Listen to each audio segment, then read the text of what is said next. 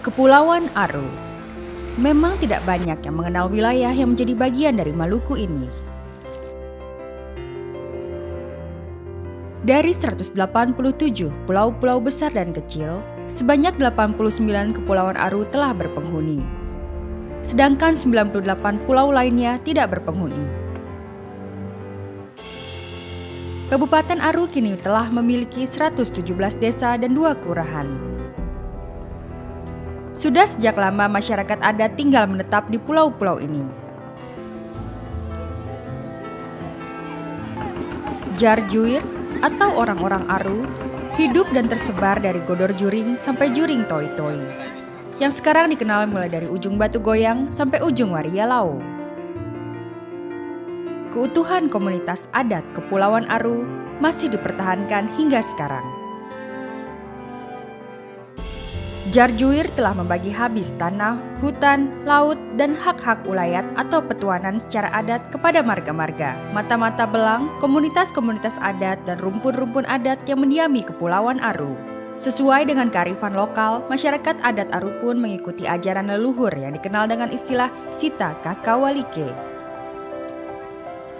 Setelah pengaruh dari Kesultanan Tidore masuk, berkembanglah sistem pengelompokan dan perserikatan masyarakat yang lebih besar, seperti yang dijalankan oleh beberapa daerah Maluku di Kepulauan Aru. Perserikatan masyarakat tersebut dikenal sebagai Persekutuan Urisa dan Urlima. Pada tahun 2012, secara tiba-tiba dilakukan survei dan rencana pengkaflingan wilayah hutan di beberapa desa di Kepulauan Aru. Pada awalnya, survei dan pengkaflingan ini dilakukan untuk kepentingan pembangunan perkebunan tebu. Namun setelah ditelusuri, Bupati Kepulauan Aru telah mengeluarkan izin usaha perkebunan kepada konsorsium PT Menara Group yang memiliki 28 anak perusahaan pada tahun 2010. Hal ini dilakukan tanpa sepengetahuan masyarakat adat Aru. Luas lahan yang akan digunakan adalah 626.900 hektar. Mendengar rencana pembangunan tebu oleh konsorsium PT Menara Group, masyarakat adat Aru berkumpul dan membentuk koalisi pemuda dan masyarakat adat Aru. Mereka berkumpul di Kota Dobo, ibu kota Kabupaten Kepulauan Aru. Mereka belajar dari pengalaman perampasan tanah yang dilakukan oleh TNI Angkatan Laut pada tahun 1991 dan telah menjadi pengalaman pahit bagi mereka. Mereka tidak mau hal tersebut kembali terjadi. Mereka kemudian menolak dengan tegas masuknya PT Menara Group yang akan mengambil tanah-tanah mereka. Bujuk rayu PT Menara Group sama dilakukan seperti masuknya TNI Angkatan Laut, dengan memberikan janji dan harapan bahwa masyarakat akan sejahtera. Dengan berbagai cara, perusahaan mencoba membujuk dan merayu masyarakat adat Aru dengan difasilitasi oleh pemerintah daerah, TNI Angkatan Laut, kepolisian, dan oknum lainnya yang membantu mereka untuk mengatur berbagai pertemuan dengan masyarakat.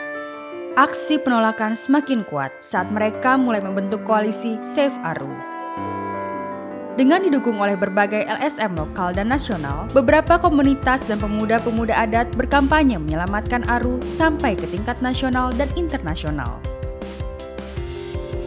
Aliansi Masyarakat Adat atau Aman Maluku kemudian melaporkan permasalahan ini ke Komisi Nasional Hak Asasi Manusia. Berdasarkan hasil pemantauan, Komnas HAM kemudian mengeluarkan rekomendasi kepada berbagai pihak, di antaranya Bupati Aru, Gubernur Maluku, DPRD Kabupaten Kepulauan Aru dan Provinsi Maluku, Kapolda Maluku, Kementerian Kehutanan, Kementerian Lingkungan Hidup, Kepala Badan Pertahanan Nasional, Pangdam 16 Patimura dan Danlanal Maluku, serta PT Menara Group. DPRD Provinsi Maluku akhirnya mengeluarkan rekomendasi kepada pemerintah Provinsi Maluku untuk segera mencabut rekomendasi terkait izin perkebunan yang diberikan kepada konsorsium PT Menara Group.